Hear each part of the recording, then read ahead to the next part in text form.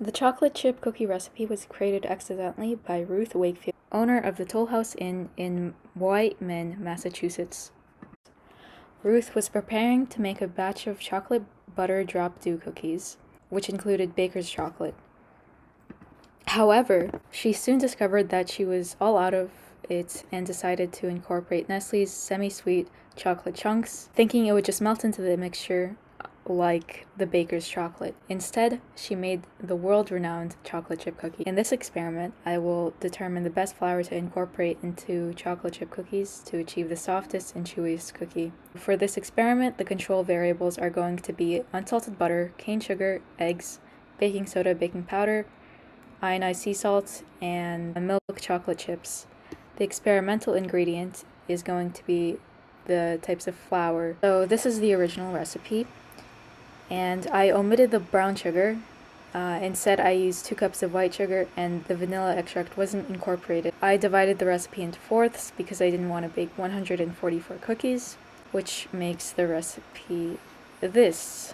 So the procedure is to preheat the oven to 375 degrees Fahrenheit and again line the trays with parchment paper. In a separate bowl, I would mix flour, sugar, salt, baking soda, baking powder, and the chocolate chips.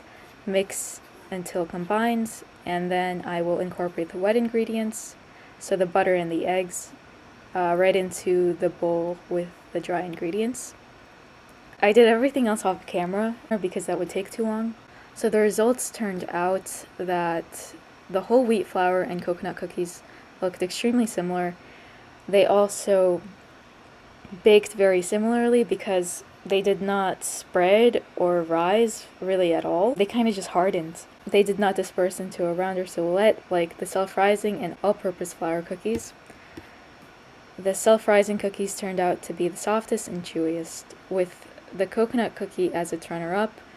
The hardest and crunchiest cookie was the whole wheat, and its predecessor was the all-purpose cookie. Chemistry behind the results. The chemical components in the mixture include what is listed on the screen. I cannot explain everything that happens in the oven or in the process because most of the ingredients have molecular formulas, which are highlighted in red. And I haven't learned organic chemistry, so it turns out that it's out of my realm of expertise. Moving on. So, baking a cookie concoction in the oven is considered a chemical reaction. However, it does not fall into just one category in the chemical spectrum. It falls into 3, such as combustion, decomposition, and double replacement reaction. So one of the examples includes thermal decomposition. When sodium bicarbonate, aka baking soda, comes in contact with heat in the oven, it decomposes into water, which is prevalent in the egg, and carbon dioxide from the heat in the oven. Here is the unbalanced equation. So on the left side, there is 1 sodium, 1 hydrogen and carbon, and 3 oxygens. There are 2 sodiums, 2 hydrogens and carbons, and 6 oxygen atoms on the right side. To balance this equation, you'd multiply the entire left side by 2. Shortly after the chocolate chip cookies' initial discovery, Wakefield's tried and true cookbook appeared, where she incorporated the recipe. Due to the cookie's immense popularity, Betty Crocker introduced the cookie on her radio show, where it cemented itself as America's go-to cookie.